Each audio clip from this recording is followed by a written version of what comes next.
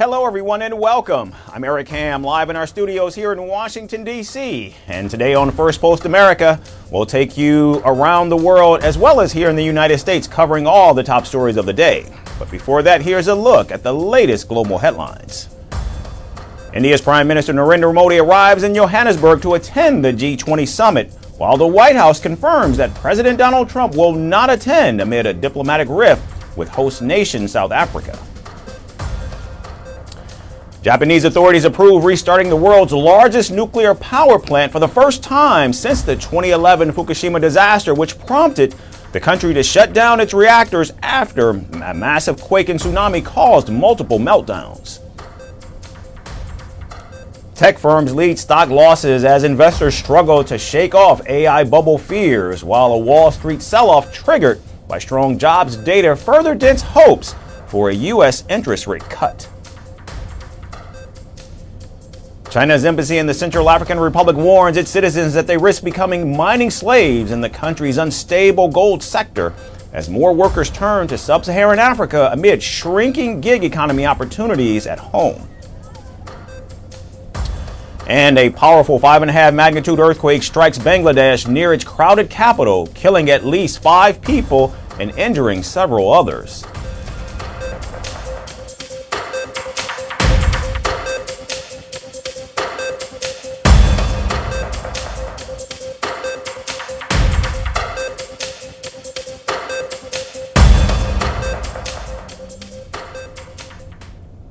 Today we began in a war zone reshaped once again by diplomacy. Nearly 4 years after Russia's full-scale invasion, Ukraine is facing its most contentious proposal yet, a U.S.-backed peace plan drawn up with Moscow and presented to Kyiv without European input. Ukrainian President Volodymyr Zelensky has confirmed he will negotiate with President Donald Trump over the 28-point plan, even as senior Ukrainian officials denounced it as absurd and tantamount to capitulation. President Trump has made it very clear since day one, and even on the campaign trail, that he wants to see this war come to an end. He has grown increasingly frustrated with both sides of this war, Russia and Ukraine alike, for their refusal to commit to a peace agreement. The proposal demands sweeping concessions from Ukraine, which includes ceding Crimea and the entire Donbas region. Second, freezing front lines in the south, cutting its army in half. Fourth, banning long-range weapons. Fifth, accepting that no foreign troops will ever be stationed on its soil. And last, barring Ukraine from joining NATO. In return, Russia would regain access to all of its frozen assets. The Kremlin will also be allowed back into the G7 and face a path to reintegration into the global economy. And with all that, the White House says that the plan is somehow good for both sides. But Kyiv says it was never even consulted. Ukraine stands ready to engage in meaningful negotiations to end this war, including at the leaders' level. Our red lines are clear and unwavering. There will never be any recognition, formal or otherwise, of Ukrainian territory temporarily occupied by the Russian Federation as Russian. Our land is not for sale. In his nightly address, Zelensky insisted Ukraine needs peace and must avoid giving the world the impression that it's blocking diplomacy. He vowed no rash statements and promised constructive, honest, and swift work with the U.S. team. Since the first days of the war, we have taken one extremely simple position: Ukraine needs peace. And a real peace, one that will not be broken by a third invasion. European capitals, meanwhile, were blindsided, only learning of the plan from media reports. France called it unacceptable in its current form.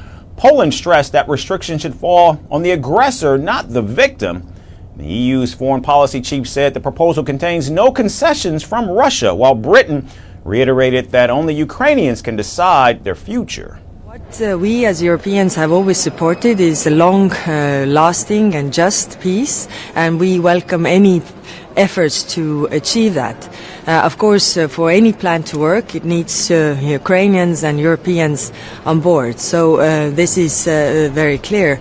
Nevertheless, White House envoys are pressing ahead. In fact, U.S. officials say President Trump wants a peace deal in the shortest period possible, even as Russia intensifies its winter bombardment on Ukrainian cities.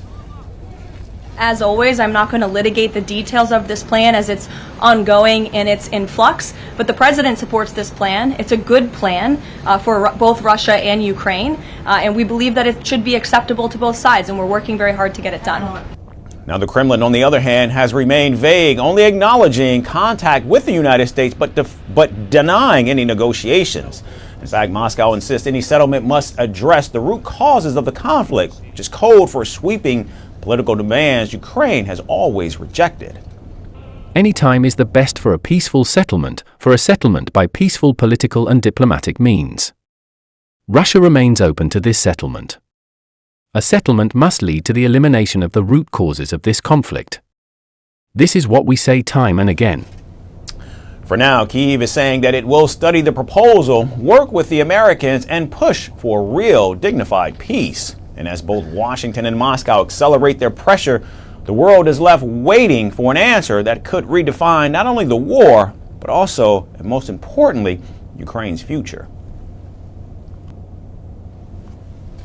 Now we turn to one of the most remote regions on Earth, the rapidly changing Arctic, where a global race for resources is quietly accelerating. As rising temperatures reshape the northern polar landscape, countries and companies are rushing to secure minerals long trapped under ice. The scramble has intensified in recent months, driven by fears of China's dominance over critical materials and the growing accessibility of once frozen terrain. President Trump has repeatedly highlighted Greenland's strategic value. In fact, the president even described American control of the vast Arctic territory as an absolute necessity for both economic and national security. We have a deal. Now, every year we'll renegotiate the deal, but I think the deal will go on for a long time, long beyond the year. We'll negotiate at the end of the year, but all of the rare earth has been settled, and that's for the world. However, Greenland's prime minister has perennially made clear he will not hand over the territory to the United States, adding, quote, "Greenland does not belong to anyone," end quote. President Trump says that the United States is getting Greenland. Let me be clear. The United States won't get that. We do not belong to anyone else. We determine our own future. Now, back in March, when Vice President J.D. Vance and his wife Usha visited Greenland, their trip was controversial and significantly scaled back from its original plans due to an uproar in Greenland and Denmark. The trip was reduced to just a few hours at a remote U.S. military base. It was not well planned because we have elected a new parliament, but the parliament they have not formed a new government. Trump and his administration know that. They take a benefit of this situation. Greenland without government, it's not a good idea for Trump to come in here and his wife and like that. They have to wait. Canada, meanwhile, is seeking to boost its own Arctic investment, especially as tensions with Washington continue to linger. The government hopes that developing northern projects will unlock new mineral potential and strengthen its economic standing. Russia also remains one of the most assertive Arctic players, with the region forming a significant part of its national identity and strategy as Moscow continues to expand its presence. On Tuesday, Putin praised the launch of a new nuclear-powered icebreaker, calling it vital for strengthening Russia's position along its extensive Arctic coastline. The new icebreaker, Stalingrad, will proudly bear this name. In the harsh conditions of the Arctic, paving the way through the ice, it will become an additional symbol of the talent, power, and creative energy of our people, of its ability to conceive and execute the most daring plans, and to persevere in the most difficult moments. Experts say the renewed focus is largely driven by the region's enormous resource deposits. Greenland, they add, holds base and precious minerals, gemstones, uranium, and rare earth, but mining them was long viewed as unfeasible. We know so far that Greenland is also very rich, but still mining hasn't started because the government in Greenland is very hesitant about this and sees not only economic potentials, but also risks for their environment there. Main question is who will be first to get access and mine these critical elements, especially rare earths, also uranium and a couple of other elements. Still, experts warn the Arctic is far from a modern-day gold rush. Harsh weather, remote terrain, and limited infrastructure mean it can take up to 15 to 20 years before mines become profitable. There has been a lot of discussion about a rush to develop mineral resources in Greenland, for example. But I can say, having been there quite a few times, that if you are going to set up a mine, then you need to bring in literally everything. And for now, the world is pushing deeper into the Arctic than ever before, but whether this new frontier delivers what many hope remains a question hanging in the cold northern air. And next we head to an AI-generated video posted by President Donald Trump that's caught everyone's attention. The clip shows President Donald Trump and football legend Cristiano Ronaldo kicking a soccer ball around the president's desk, complete with headers, dribbles, and a spin move inside the Oval Office. Netizens say the viral moment is equally part football fantasy and tech spectacle. The video comes after the Portuguese star made an appearance at a glitzy dinner hosted by President Trump for Saudi Crown Prince Mohammed bin Salman during his official visit on Tuesday. The Portuguese footballer has scored more than 950 career goals and is under contract with Al Nassr in the Saudi Pro League through 2027, a club backed by the Kingdom's Public Investment Fund. The gathering also highlighted the deep political and commercial weight of the U.S.-Saudi relationship. Alongside Ronaldo and Tesla CEO Elon Musk, the dinner drew the FIFA president, House Speaker Mike Johnson, Vice President J.D. Vance, Secretary of State Marco Rubio, and Donald Trump Jr. On his social media accounts, President Trump also called Ronaldo a great guy, adding that the soccer-obsessed son of his, Barron, now respects him a little more after meeting with the footballer. My son is a big fan of Ronaldo, wherever Ronaldo is here. Ronaldo. And Barron got to meet him, and I think he respects his father a little bit more now, just the fact that I introduced you. So I just want to thank you both for being here. Thank you very much. Really an honor.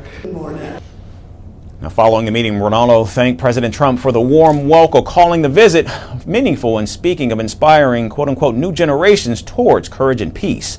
President Trump's use of AI has quickly become a major feature of his digital strategy as well. In fact, in recent months, he shared multiple AI-generated images and videos shaping his public image. Earlier in July, the president shared a video depicting former President Barack Obama being arrested by FBI agents inside the Oval Office. The video showed the former president handcuffed, led away, and eventually standing in a jail cell in an orange prison uniform while Trump looked on, smiling. In another incident, President Trump also shared an AI-generated video calling Trump Gaza, which portrayed the Gaza Strip transformed into a luxury Dubai-like coastal resort. The video was originally produced by independent creators as a moment of satire of President Trump's own language. When the president reposted it, many viewers took it as a serious extension of his previous remarks about leveling Gaza and turning it into a Middle East Riviera. I do see a long-term ownership position, and I see it bringing great stability to that part of the Middle East and maybe the entire Middle East. And I don't want to be cute, I don't want to be a wise guy, but the Riviera of the Middle East, this could be something that could be so bad, this could be so magnificent. The clip generated sharp criticism across Western and Arab capitals, with leaders warning that such an imagery oversimplified a humanitarian crisis and could fuel already tense political narratives. Experts, however, have warned that AI-generated media is becoming a central tool of shaping public perception and could escalate the risk of manipulated information during election seasons. President Trump's AI post with Ronaldo is more than just a viral curiosity. It underscores how technology, celebrity, and power are now intersecting at the highest levels of global politics.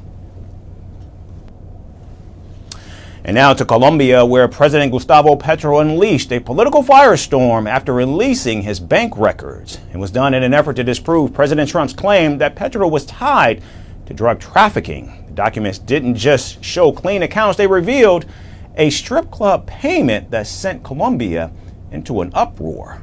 The disclosure sparked outrage on social media and revived criticism of Petro's past remarks on women. So what began as a bid for transparency turned into a political nightmare. Here's more from the story in Colombia. A political shockwave is tearing through Colombia. And this time, it begins with a bank statement.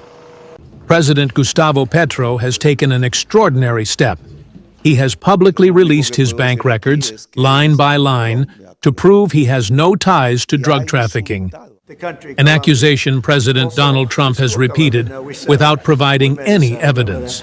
But now he's a thug, and he's a bad guy. On Petro's orders, the country's Financial Information and Analysis Unit began handing his statements from 2022 to June this year directly to the press. But the drama didn't end with political defiance.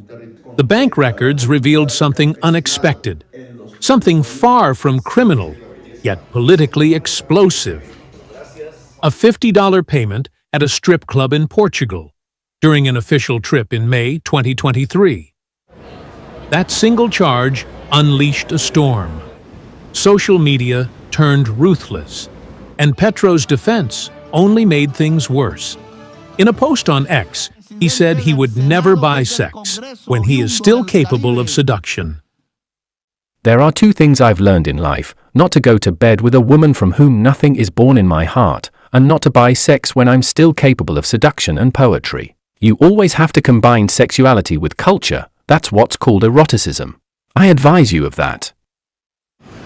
To many, it was flippant, insensitive, tone-deaf, and it reopened old wounds. Colombian courts have previously ordered Petro to apologize for comments deemed stigmatizing toward women. He has called female reporters dolls of the mafia, in one of the most dangerous countries for journalists in South America. The scandal arrives at a moment when Colombia's relationship with Washington is rapidly deteriorating. Since President Trump returned to office in January, he has accused Petro of being an illegal drug leader. He even stripped Colombia of its certification as a partner in the fight against narco-trafficking, a major symbolic blow to a long-standing alliance. Petro, though, insists the truth will come out. He says he will explain someday why he was at the Menage strip club in Lisbon. Well, someday I'll explain why I spent €40 on that site, but for now, I'm interested in making sure that everyone who examines my accounts can see the type of arbitrariness committed against Colombia by decertifying it, and against its president. For now, Petro says he wants everyone reviewing his accounts to see the arbitrariness being committed against Colombia. And what have the records shown so far? No unusual financial activity, no suspicious money flows, just everyday expenses, mortgage payments, designer purchases from Gucci and Ralph Lauren, and that $50 strip club transaction now dominating headlines. All of this unfolds with Colombia heading toward major elections in 2026. Petro cannot run again, but he wants the left to stay in power. And this dramatic show of transparency may be part of that calculation. Whether it pays off or whether the controversy overwhelms everything else, that remains to be seen. And Bogota, along with Washington, will be watching closely. And finally, just when you thought you'd seen every party trend the world could invent, India has arrived with a twist. Weddings, but without the actual wedding. No bride, no groom, no vows, no family feuds over dessert, just the spectacle, the sparkle, and the full Bollywood-level drama minus the commitment. Across the country, young Indians are now buying tickets to what can only be described as the world's most elaborate themed night out, the fake wedding. Think of it as a music festival dressed like a marriage ceremony. It's loud, it's colorful, it's chaotic, and it's quickly becoming the hottest new way to party in India's biggest cities. By now, the phrase big fat Indian wedding summons a cinematic montage in everyone's mind. Shimmering lehengas, blinding lights, aunties comparing diamonds, uncles comparing cholesterol, Bollywood beats shaking the floor, and an open bar that mysteriously empties before the actual ceremony begins. It's grand, it's emotional, it's chaotic, and it's deeply, undeniably Indian. Now imagine all of that without the bride and groom. No rituals, no priest chanting mantras, no family drama erupting over the dessert counter, just the party, stripped of solemnity but loaded with sparkle. Welcome to India's newest Gen Z approved Instagram certified nightlife trend, the fake wedding. Across Delhi, Mumbai and Bengaluru, young Indians are buying tickets. Yes, tickets to wedding-themed parties that promise all the fun of a real wedding, minus, well, the wedding, with ticket prices ranging from a minimum of $15 to $1,500, India's hospitality sector is smelling opportunity and rose petals. Hotels, clubs and event companies are cashing in on the craze. An events company that hosted a fake wedding party in Bengaluru stated that the trend actually began with young Indians abroad. They would gather, dance to Bollywood music, dress in ethnic wear, and that's where the idea came from. You can twirl in sequined saris, sip tequila-loaded water balls, dance to live music, and then go home. It's the wedding of your dreams, without the emotional baggage, financial guilt, or distant relatives judging your outfit choices.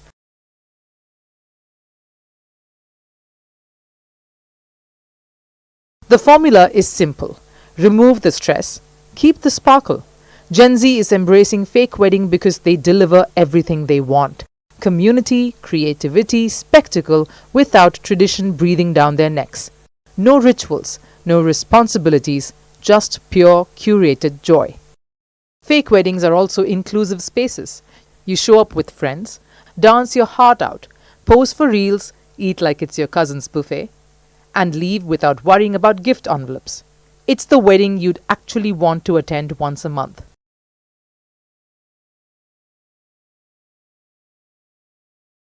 On one hand, it's easy to dismiss fake weddings as yet another Gen Z aesthetic, like coastal grandmother, cottagecore, or that era where everyone dressed like a Y2K pop star. But with booming ticket sales and growing interest from nightlife hubs, the trend is rapidly evolving into a full-blown business model. And why not? India already treats weddings like a festive season. Turning them into monthly party nights feels like a natural, almost inevitable cultural pivot.